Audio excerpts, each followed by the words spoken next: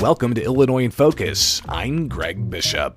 Coming up, we'll review the week's top stories about the end-of-fall veto session at the State House and continued reaction to the election of Donald Trump to be the next president of the United States and what that means for Illinois.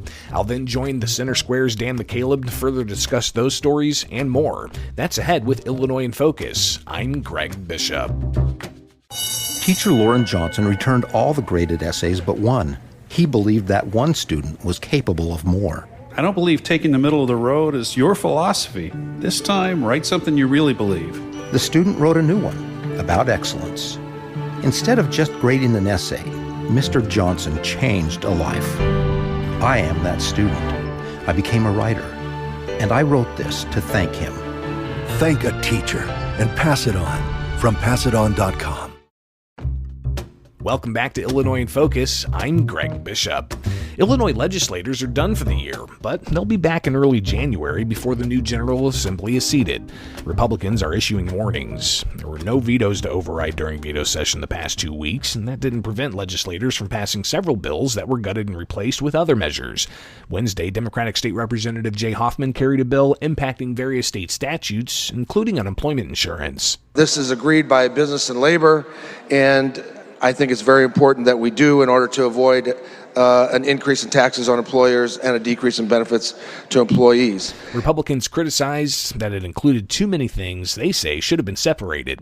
Just before adjourning for the year Thursday, Republican State Representative Brad Halbrook warned lame duck session is set to begin January 2nd. The lame duck session has historically been one of the most risky and concerning periods for the residents of our great state. Previous lame duck sessions brought about controversial laws, including the end of cash bail and the ban on semi-automatic firearms and magazines. President-elect Donald Trump planning to declare a national emergency to begin mass deportation operations. Illinois Governor J.B. Pritzker thinks that's unconstitutional and illegal. On Truth Social, Trump said true to a post about reports the incoming administration's prepared to declare a national emergency and use military assets to reverse the Biden invasion through a mass deportation program. At an unrelated event in Joliet Monday, Pritzker said he was alarmed. The idea of calling out, the Army into the domestic confines of the United States seems uncalled for and may in fact be unconstitutional and illegal. Last week, Illinois Senate Minority Leader John Curran said it's best for Pritzker to collaborate with Trump. You're going to get a lot further working with the administration than you are being an obstructionist. Illinois has received nearly 50,000 non-citizen migrants since August 2022, costing taxpayers more than $1 billion. Governor J.B. Pritzker has his own disaster proclamations in place to address the crisis. And while Illinois continues down the path of incentivizing electric vehicles and closing coal-fired power plants, others are urging for a different approach for the sake of the economy. Unveiling a new state taxpayer-funded electric vehicle charging station at a park district in Joliet Monday, Pritzker touted his record in advancing so-called clean energy. Since my earliest days in office, the General Assembly and I have relentlessly pursued one of the most ambitious climate agendas in the nation. Reducing air pollution from transportation is vital to a healthy future for our children and for our planet. Republican State Representative Dan Calkins said, "You can't force people into EVs." He expects the incoming Trump administration to be aggressive on energy policy and encourage the burning of coal and natural gas and drilling for oil. If we don't fall in line with the rest of the country, we're going to be the rust bucket. We will continue to decline. Companies are going to leave.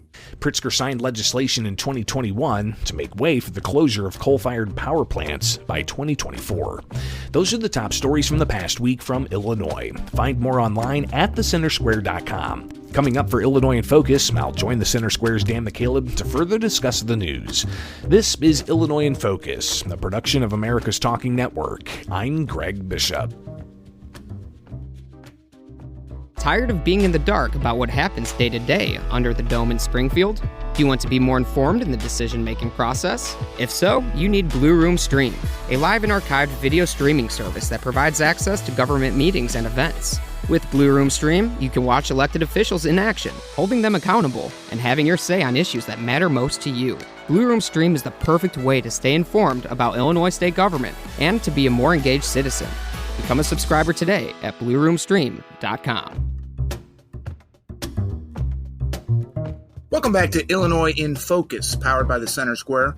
I'm Dan McCaleb, Chief Content Officer at Franklin News Foundation, publisher of the Center Square Newswire service. We are recording this on Thursday, November 21st. The 2-week veto session adjourned today without a whole lot happening. Lawmakers return January 2nd for lame duck session before new lawmakers are seated later in January. And Republicans are concerned about what could happen during that lame duck session. Joining me to discuss this is Greg Bishop, Illinois Associate Editor at the Center Square. Greg, you've been at the Capitol the past 2 weeks. What happened? So the first week, they actually were scheduled for 3 days. They were in for 2, twiddled their thumbs, and then canceled the third day. This week, it was unclear what exactly they were going to come in and do. And it was a pretty busy week, actually, Dan. There weren't any vetoes to override. That's typically what the fall veto session is set aside for on the legislative calendar. But of the 469 bills, I believe, that the legislature passed in spring session, 0 were vetoed by the governor. I guess that's what happens when you have a Democratic supermajority in both chambers of the legislature and Democrats in control of all statewide elected offices like the governor's office. So there weren't any vetoes for them to deal with. But it was also just after the November election where Donald Trump got elected. So there's a lot of discussion heading into veto session, what Democrats are going to try to do to counter the Trump administration that's incoming January 20th. We'd heard everything from reproductive rights issues might be more solidified in the state of Illinois. We've heard about issues about the immigration front and how to possibly counter any Trump policies that might come out. But really, Dan, we did not see any of that come to the surface. Instead, what we saw come to the surface this week with a pretty busy week, several omnibus bills. These are bills that they gut and replace a bill that's already passed one chamber, and then they put a whole bunch of different changes to different state statutes. I think one of the bills that passed had like 10 different state acts that had minor revisions in it. So they passed things like that. And in particular, one was to clean up the taxing issues that they passed back in spring session to help pay for the largest state budget in state history. That was a large tax incentive package. It also dealt with things like allowing for local communities to raise the grocery tax because the state's getting rid of its grocery tax. There was also a provision that allows for local governments to increase a sales tax by ordinance, not by referendum. So they were going in and tweaking some of those things. And they also tweaked a few of the tax credit programs with a piece of legislation that they passed this week out of both chambers. But one thing was brought up by State Representative Dan Ugasti, especially when talking about the omnibus bill to clean up, quote unquote, some of the tax credit programs. Ugasti was quick to point out that the Invest in Kids School Choice Scholarship Tax Program, the tax credit program to help private individuals donate to a granting organization to give grants to families of children so that they can go to a school of their choice, that expired December 31st of 2023. Legislators did not extend that sunset. But here we are at the end of veto session in 2024. Legislators, again, not extending the Invest in Kids School Choice Scholarship. And Dan Ugasti says that's a missed opportunity and it's detrimental to the kids and for their futures. But some of the other... Let me weigh in here a second. Particularly lower income families. This scholarship was set up for lower income families with children who are stuck in failed public schools. Tens of thousands of families took advantage of that program, but now they no longer have it available to them. So their kids are generally, many of them are back in the same failed public schools that just haven't been performing well. Sorry, go ahead. And a lot of them, too, may have gotten the scholarship when they were in third grade and heading into fourth grade. And then all of a sudden for fifth grade, they don't have that scholarship available anymore. Right. So, yeah, it definitely something that Republicans continue to have a focus on and pointing out that the Democrat supermajorities not interested in that tax credit while they continue to tweak a whole host of other tax credits that are out there. Some of the other things they passed include today in the Senate, they ended up passing the Dignity in Work Act, which essentially would say the state's going to phase out the sub-minimum wage for those who have developmental disabilities and are employed. So that did pass, and that's going to go on to the governor's office, where it's expected he will sign it. You also have a measure that deals with not requiring individuals wanting to change their name of having to publish that in newspapers. Right now, it's a requirement so that if you want to change your name for whatever reason, you have to have it published in the newspaper. Some pushback on that from Republicans worried that it's opening up a loophole for non-citizen migrants in the state of Illinois to be able to change their name and not have to make it publicly published in a newspaper, for instance. Democrats pushed back on that, but ultimately that measure did pass as well. So they passed probably about 7 or 8 different bills. Omnibus measures, measures dealing with adoption, measures dealing with children welfare and making sure that, the kinship is considered in how they handle some cases. So while the first week was slow, the second week was busy, but still no vetoes to override. Greg, let's talk briefly about lame duck session. It's called lame duck session because it's after an election, but it's before the newly elected lawmakers take their seats. Lawmakers are done for the year, but they start January 2nd on lame duck session.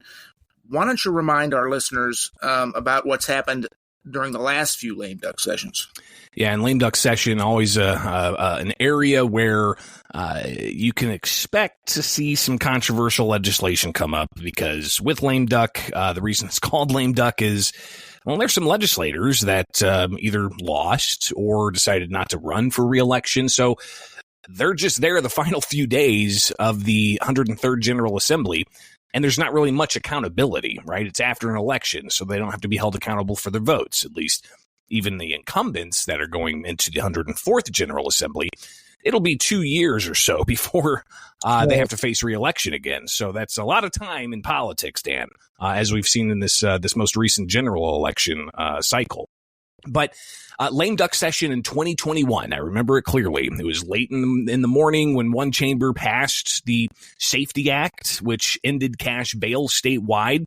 And then it went to another chamber, and this was during lame duck session in the peak of COVID, when they had the House at a convention center down the street from the state capitol.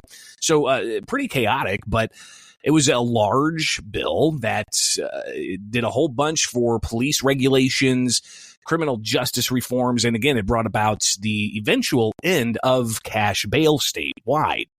Now, you also had in 2023, during lame duck session, the Protect Illinois Communities Act, to the ban on semi-automatic firearms and magazines over certain capacities. That also passed during lame duck session in 2023.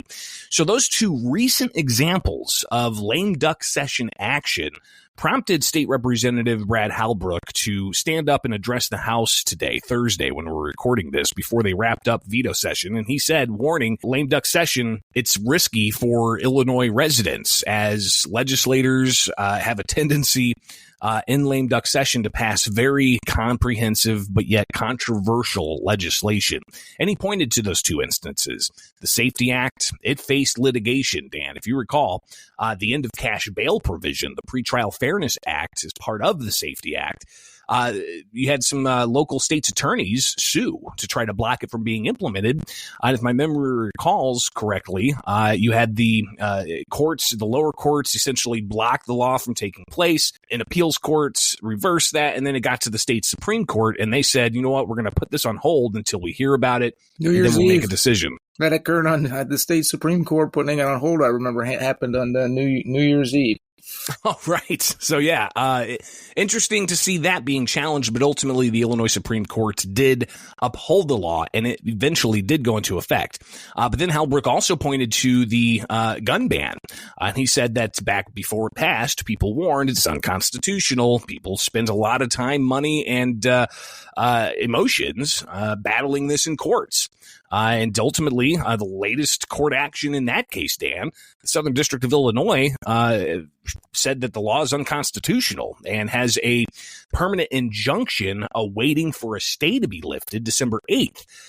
So Hal Brooks says too often in recent memory do these lame duck sessions produce legislation that ends up in the courts that's not good for taxpayers, that's not good for residents. And he put that warning out.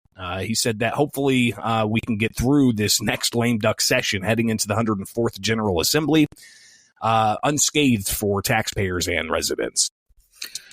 Staying on the legislature and elected officials statewide, Greg, Illinois' elected Democrats wasted no time criticizing President-elect Donald Trump and his policies and his cabinet picks. U.S. Senator Dick Durbin criticized many of Trump's cabinet picks. Governor J.B. Pritzker called Trump's plan to declare a national emergency over the border so we can use the military to both secure the border and help deport non-citizens accused and convicted of violent crimes. Pritzker called that uncalled for and illegal. Democrats have met to try and counter some of Trump's expected policies. Thoughts on that? There's a lot, and I think that this is just the beginning of all that we'll hear in the conflict between a state like Illinois that's dominated by Democratic politics and the incoming Trump administration. Everything from the proposed policies to end the U.S. Department of Education to Trump's aim at trying to cut energy costs in half by going and digging for oil and drilling for oil and natural gas, and even Trump's selection of various people to be in cabinet positions for his incoming administration. Democrats have a plethora of things to try to attack Trump on, and Governor J.B. Pritzker's been leading that effort. In every instance he gets in front of a camera, he's asked about some Trump policy. Some of the things top of mind for people that was a major concern heading into the election, according to polling, was the southern U.S. border and non-citizen migrants in the country. What's the number, Dan? It's 8 million, 12 million, 14 million. When it's more than 14 million now when you count both the data that ICE, Immigration and Customs Enforcement, posts on its website, monthly updates. They post how many encounters they have and how many people they apprehend. And then our own border correspondent, Bethany Blankley, from her Border Patrol sources, she gets gotaway data. Those who sneak into the country unapprehended, undetected, they might be detected like by drone camera footage or visible by a Border Patrol agents who's not close enough to apprehend them. When you count the gotaway data, it's 14 million. It's pretty remarkable. So clearly a major issue, and Trump has signaled and said, even confirming this week, that he plans to declare a national emergency to be able to utilize military assets to go and do mass deportation of violent non-citizens. Because of that millions of people who are in this country that cross the border illegally, not through a port of entry, there's tens of thousands that have criminal convictions elsewhere, everything from rape to murder and so on. So clearly, Trump has what he thinks is a mandate going in to do a mass deportation program. As you mentioned, Pritzker said that was unconstitutional and illegal and uncalled for. Dan, what's interesting, though, is Pritzker still has his own emergency proclamations in place for the, quote, asylum crisis, where he, since September of 2022, he issued the first gubernatorial disaster proclamation for the states on the migrant crisis. And he's had one in place ever since, including the most recent being November 8th, when he signed another 30-day extension of that declaration. So while Pritzker, has his own emergency disaster proclamations dealing with the migrant crisis, he's critical of Trump wanting to do a national emergency to be able to free up resources and personnel to be able to do mass deportations. Some of the other issues, energy. As I mentioned, Trump has signaled he wants to drill, baby, drill. It was a campaign slogan that he would regularly, speak in front of supporters about. State Representative Dan Calkins, he says that the state of Illinois, with its focus on so-called clean energy programs and subsidies, he says that Illinois needs to really reverse course and follow the Trump energy agenda because Illinois is in line by 2045 to close all coal-fired power plants.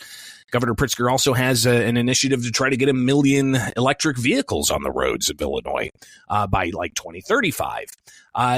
Calkins says you can't force people into EVs. He believes that other states are going to be growing rapidly because they're going to be going after cheaper energy, and that's going to be attractive to job creators. And if Illinois doesn't reverse course and follow that track, then Illinois is going to fall behind.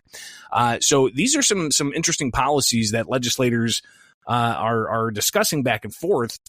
But one thing that also did not get discussed this week, Dan, Democrats, they have their own set of policy initiatives they want to try to secure, dealing with like reproductive rights and immigrant rights and a variety of other things. But when it comes to the issues of the economic policies from the Trump administration, we haven't heard anything about that. Republican State Representative Ryan Spain, he said that legislators should have been, all throughout veto session, working on tax policy to prepare for no tax on tips or no tax on overtime or recoupling with the tax code, federal tax code, to take advantage of any economic benefits from a Trump tax package that's expected. Again, none of that happened. Will it happen during lame duck session? Will there be more of a growing concern from Democrats to try to pass something, or will they hear what Republicans are saying and as far as changing Illinois policy on energy, on taxation, on economics, on migration?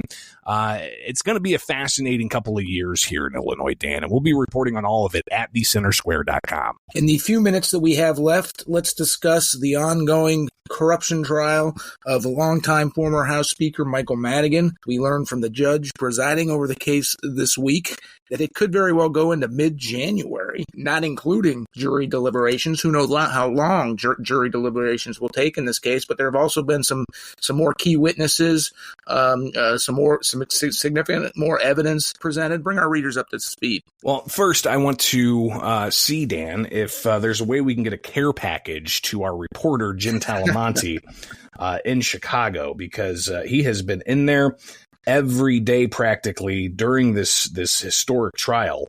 And something I think that God bless him. It'd be exhausting. There's no question.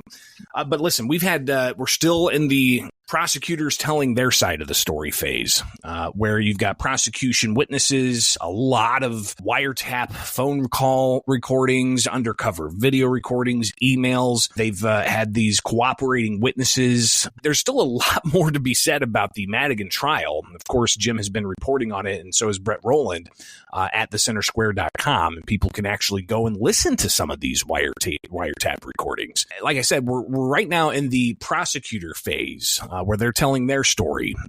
We have yet to really hear what defense attorneys are going to bring forward. What kind of defense witnesses are they going to present?